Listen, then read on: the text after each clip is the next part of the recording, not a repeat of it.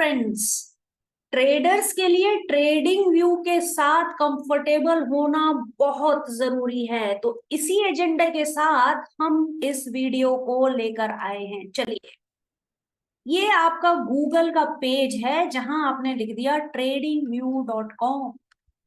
जैसे ही आपने trading view लिखा, trading view track all markets आया और ये आपके सामने स्क्रीन नजर आता है। ये दिख रहा है दोस्तों आपको, यहाँ पे बड़ी सारी इंफॉर्मेशन है, बहुत कुछ अवेलेबल है। ठीक है, यहाँ पर दिख रहा है निफ्टी का चार्ट। आप मेरे कर्सर को फॉलो करते जाओ ये समझने के लिए कि मैं क्या कह रही हूँ। ये है निफ्टी का लाल रंग। लाल रंग से एसोसिएट हमने कर लिया है सेलिंग, हरे रंग से एसोसिएट कर रहे हैं बाइंग। सिर्फ सेलिंग और बाइंग नहीं, लाल अगर है तो सेलर ज्यादा है इन कंपैरिजन टू बायर। हरा अगर है, बायर ज्यादा है इन कंपैरिजन टू सेलिंग। हर समय बाइंग और सेलिंग हो रही है। जब बायर हावी है तो ग्रीन होगा और ऊपर जाता दिखेगा। जब सेलर हावी है बायर के ऊपर तो लाल रंग दिखेगा और नीचे जाता हुआ आपको दिखाई देगा कोई भी चार्ट। तो दोस्तों ये है आपका ट्रेडिंग व्यू का फ्रंट पेज। ठीक है, यहां देखो क्या क्या है, क्या क्या आप इसको समझो। ये आपका सर्च टैब है, जहां मेरा कर्सर है नजर वहीं रखिए, सर्च टैब। यहां पे जब आप क्लिक करोगे तो सब कुछ नजर आ गया है ना। क्या क्या नजर आया आपको? डरना नहीं है, ये सब कुछ एक ही दिन में नहीं करना, लेकिन आप अल्टीमेटली, मैं जानती हूं आप सब कुछ यूज करोगे। अभी आपको लग रहा होगा कि ओ नो, क्या मैं funds, futures, forex, crypto, indices, bonds, economy, इन सब चीजों के बारे में जान जाऊंगा? जब आप दोस्तों ट्रेडिंग में आ जाओगे तो आप इन्हें धीरे धीरे करके जानना लगोगे। ये आप मजबूरी में नहीं जानोगे, आपका खुद ही इंटरेस्ट इतना बन जाएगा, आपका खुद ही दिल करेगा कि मैं जरा जानूं तो सही, ये interest rate on reserve balance क्या बला है, ये कैसी दिखती है, अनएम्प्लॉयमेंट रेट कैसा दिखता है यूएस का। इतनी खबरें आ रही हैं अनएम्प्लॉयमेंट रेट के बारे में, जरा देखूं तो सही इंडिया का इंटरेस्ट रेट का पैटर्न क्या है। ये सारी चीजें कहीं ना कहीं आगे चल के आपकी जो सेंस ऑफ इंक्वायरी है उसको इंस्टिगेट करेगी। लेकिन शुरू में इतना नहीं डरना है, एक एक करके कदम एक एक बढ़ा के ही हम आगे बढ़ेंगे। तो फ्रेंड्स, सर्च बॉक्स में आपके पास सारे स्टॉक्स हैं जो हिंदुस्तान में लिस्टेड हैं एनएससी और बीएससी में। जैसे ही मैंने स्टॉक्स को क्लिक किया, एचडीएफसी बैंक के राइट हैंड साइड में क्या दिखता है आपको? ये एनएससी पर लिस्टेड है। एचडीएफसी बैंक के आप देखो जो न्यूयॉर्क में लिस्टेड है वो भी है। और एचडीएफसी सिर्फ एक नहीं है, एचडीएफसी का बैंक है, एचडीएफसी इंश्योरेंस है, एचडीएफसी मैन एसेट मैनेजमेंट है। एचडीएफसी से ही इतनी सारी कंपनियां हैं जो कि हैं आपके सामने आपको एनालाइज करने के लिए। इसी तरीके से इंडेक्स, यहाँ पे है आपका इंडाइसेस। आप इसको एचडीएफसी बैंक को आप डिलीट कर दोगे तो आपको दिखेगा इंडेक्स, मार्केट का index, Nifty 50, Nifty bank, Nifty financial service, इतने सारे इंडेक्स। और हर एक इंडेक्स, आईटी का अलग इंडेक्स है, डाउ जोन्स इंडस्ट्रियल एवरेज अलग है, एसएनपी 500 अलग इंडेक्स है। तो सारे इंडेक्स आपको यहाँ पर मिल जाएंगे। तो दोस्तों, जैसे कि मैं आपको हर बार कहती हूँ कि आपने भी खोजना है तो आप इसको और डिटेल में खोजिएगा और इस इंटरफेस को जानिएगा। फिलहाल हम बात करते हैं स्टॉक्स की। तो ये कैसे लिस्टेड है, किस तरह से लिखे हुए हैं? ये सबसे बड़ा स्टॉक सबसे ऊपर in terms of market capitalization. ये मार्केट कैप क्या होता है, ये अलग ही नई शब्द सुना। तो अगर आपको जानना है कि मार्केट कैप क्या होता है, उसके लिए भी मैंने एक वीडियो बनाया है, उसको आप डिस्क्रिप्शन में देखो, उसको क्लिक करके देखिए और जानिए, समझिए कि एग्जैक्टली मार्केट कैप का अर्थ क्या है। फिलहाल यही है कि बिग कंपनीज का मार्केट कैप बड़ा होता है। ये बड़ी कंपनियां पहले लिखी हैं उस ऑर्डर में ये सारी कंपनीज लिखी हैं। तो सबसे बड़ी कंपनी आज की डेट में एचडीएफसी और एचडीएफसी बैंक के मर्जर के बाद है एचडीएफसी बैंक। एचडीएफसी कंपनी जो थी एनबीएफसी की, वो बैंक में मर्ज होकर एचडीएफसी बैंक हो गई है, और इसकी वजह से ये एचडीएफसी हमारा रिलायंस से भी बड़ा स्टॉक बन गया है। खैर, ये तो बात हुई आपके स्टॉक्स की। अब हम बात करते हैं ओवरव्यू पेज की। मान लीजिए आप एचडीएफसी की इतनी बात कर रहे हो, तो चलो एचडीएफसी ही सेलेक्ट कर लेते हैं। ये आपका ओवरव्यू पेज है। एचडीएफसी बैंक का ओवरव्यू पेज आपको क्या दिखा रहा है? सबसे पहले तो रंग क्या दिखा रहा है? लाल रंग, रेड कलर। सेलिंग ज्यादा, बाइंग कम, इसलिए रेड कलर। कितने दिन की सेलिंग और बाइंग? एक दिन की। एक दिन लिखा है टुडे, नीचे देखिए लेफ्ट में टुडे। आज ये एचडीएफसी बैंक गिरता रहा, एक वीक में भी गिर रहा है, एक मंथ में उठने के बाद इतना शार्प फॉल। 6 महीने में एचडीएफसी बैंक, ये देखिए, एक एक साल में एचडीएफसी बैंक, चलो हरे निशान में दिखा, शांति पड़ी। यानी अगर किसी ने एक साल पहले इसमें कुछ पैसा लगाया होगा, उसने थोड़ी बहुत हरियाली देखी है। लेकिन अगर किसी ने 6 महीने पहले एज एन इन्वेस्टर स्टॉक में पैसे लगाए होंगे, तो उसने क्या देखा है? लॉस ही होगा। ज्यादा है कि कम, वो भाई अपने आप ही हिसाब लगा ले किस प्राइस पॉइंट पे उसने एंट्री करी थी। लेकिन अगर आपने इस प्राइस पॉइंट पर, यानी कि 1576 पर एंट्री करी थी, ठीक है, मान अगर आपने यहां एंट्री करी 1700 पे और यहां एंट्री करी, वो तो फिर अलग ही कहानी है। लेकिन मान लो आपने यहां भी एंट्री करी थी, तो भी आप लॉस में हैं 6 महीने के चार्ट के हिसाब से एचडीएफसी बैंक में। कोई बात नहीं, 1 साल का देखिए, 5 साल का देखिए, ये तो इन्वेस्टर्स के अच्छे और बुरे समय आते रहते हैं किसी भी स्टॉक के अंदर। तो एचडीएफसी का आपके सामने ओवरव्यू पेज है, जिसमें सबसे ऊपर क्या लिखा है? यहाँ ऊपर देखिए, लेफ्ट हैंड साइड पे लिखा है यहाँ, ये एचडीएफसी बैंक है एनएससी पर लिस्टेड, जिसका प्राइस है 1529.65 INR।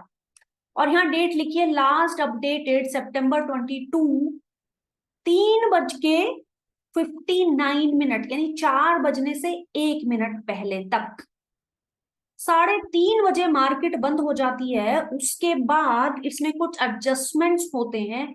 उसके बाद जो फाइनल अपडेटेड प्राइस, जो 1 रुपया ऊपर या नीचे होके वो निकल के आया है 1529.65, यानी ये आज के दिन का एचडीएफसी बैंक का क्लोजिंग प्राइस है, जिसमें कि -23 पॉइंट की गिरावट हुई।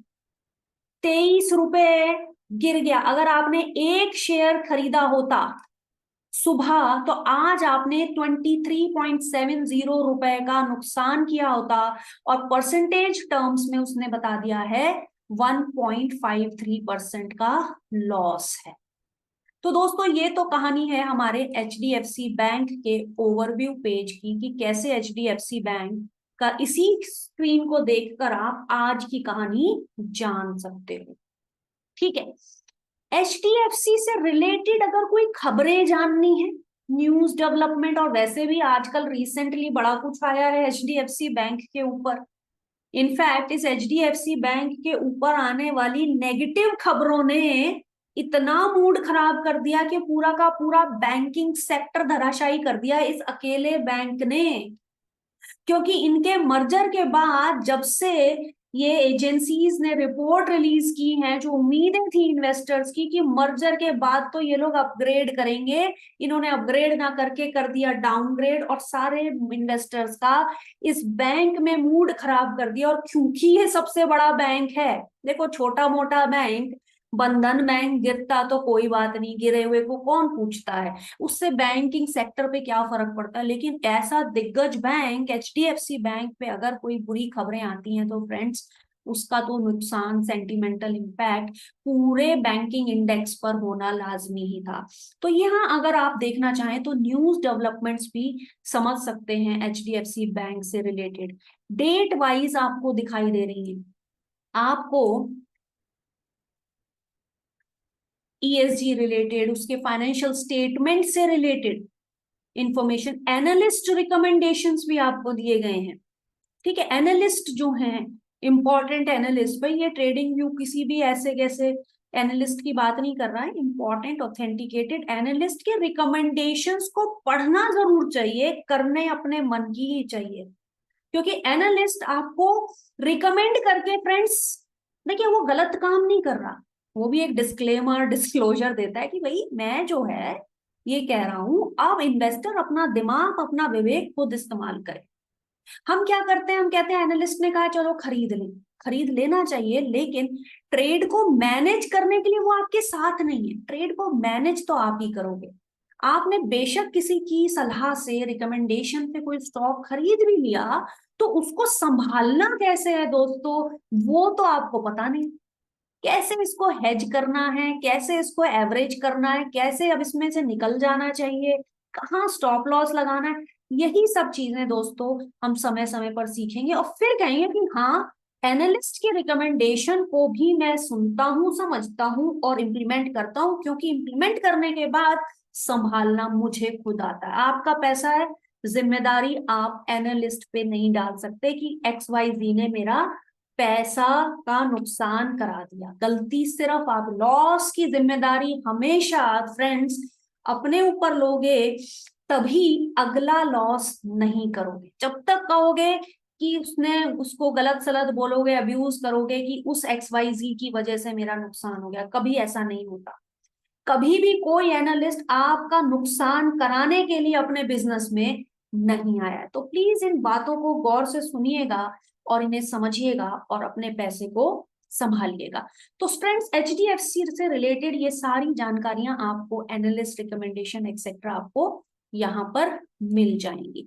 कुछ आइडियाज का टैब भी है इसके अंदर, जो कि ट्रेड आइडियाज हैं। कोई बात है, आप देख सकते हो, देखना वैसे तो इनसे दूर रहोगे तो अच्छा है, क्योंकि आप देखोगे इतना कुछ लिखा रहता है कि आप परेशान हो जाते हो। आप जरा पढ़ने बैठोगे, ओहो हो, नियर सपोर्ट, इधर कह रहा है नियर सपोर्ट जोन, उधर कह रहा है breakout expected, cup and handle, ये सब कुछ धीरे धीरे आपके खुद ही बन जाएंगे, आप खुद ही अपने कप एंड हैंडल बनाने लग जाओगे। ठीक है, तो इनको बस आप दूर दूर से देखिए और अपना ही विवेक इस्तेमाल कीजिए अपने ट्रेडिंग में। फाइनेंशियल्स भी फ्रेंड्स यहाँ पर दिए हुए हैं सारे। तो फंडामेंटल एनालिसिस जब हम करेंगे HDFC बैंक की, तो इन सभी फाइनेंशियल्स को समझेंगे, बैंक की ताकत को समझेंगे इनके फाइनेंशियल से। प्राइस की ताकत को ट्रेडर पढ़ता है, ठीक है, कंपनी की शक्ति, HDFC बैंक में एज अ बिजनेस कितनी पावर है, शक्ति है, वैल्यू है, वो यहां से पता चलता है। लेकिन फिलहाल हम ट्रेडिंग जोन में हैं, तो टेक्निकल्स आपको यहां से देखने को मिल सकते हैं, बड़े सारे HDFC की कुछ टेक्निकल एनालिसिस आपको दी हुई है। ये सब चीजें आपने सीख जाना है। कुछ फोरकास्ट भी दिए जाते हैं, यानी कि 47 ऑथेंटिक एनालिस्ट के कुछ प्राइस फोरकास्ट हैं, कुछ टारगेट्स हैं आज की डेट में। वो कह रहे हैं कि अभी कितना है HDFC बैंक, 1529, और प्राइस का टारगेट, एक साल बाद का टारगेट दिया गया है 1986, यानी 30% हायर, यहां से ये 30% ऊपर जा सकता है। ये एक आदमी नहीं कह रहा, ये 47 एनालिस्ट का एवरेज स्कोर कार्ड है, वो ये कह रहे हैं। ठीक है, और 47 analyst offer 1 year price target for HDFC bank have a maximum estimate of 2300 and a minimum estimate of 1690। वो कहते हैं 1690 तो जाएगा ही, इससे नीचे नहीं जाएगा, और ये वो प्राइस रेंज है। फिलहाल HDFC इस तरह से चल रहा है, लेकिन वो कहता है इतना मैक्सिमम जा सकता है, लेकिन मिनिमम जो है वो 1690 तक तो जाएगा ही। करंटली चल रहा है 1523। फिर वही बात है, आंख बंद करके यही नहीं कर देना है, क्योंकि ये करने के बाद ट्रेड संभालना कैसे, अगर वो आपको आ जाए, उसके आप बाद आप बेशक कर सकते हैं। तो ज्ञान पहले पूरा आप ले लीजिए। ये बाकी सारी चीजें फंडामेंटल एनालिसिस हैं HDFC बैंक की। तो दोस्तों, ओवरव्यू पेज से मैंने आपको दिखाया, आपको बताया कि कौन कौन से इंपॉर्टेंट सेगमेंट्स हैं जो आपको ओवरव्यू पेज पे मिलते हैं। ज्यादातर इंपॉर्टेंट है फंडामेंटल एनालिसिस के लिए, जो इंफॉर्मेशन और डेटा हमको चाहिए सारा कुछ एक जगह पर है, उसको एनालाइज करने के लिए यहाँ पर अवेलेबल है। Plus recent news development happenings क्या हैं, कौन सी चीजें हैं जो खबरों में हैं एचडीएफसी बैंक के लिए, तो सब कुछ फटाफट आप एक जगह पर देख सकते हैं। बाकी चीजों को आप इग्नोर कर सकते हैं और फिर आप आगे बढ़ते हैं टेक्निकल चार्ट्स पर, जो कि आपको राइट हैंड साइड पर यहां पर दिखाई दे रहा है। यहां पर यहां लिखा है सी ऑन सुपर चार्ट्स, तो सी ऑन सुपर चार्ट्स को आप कर दो क्लिक।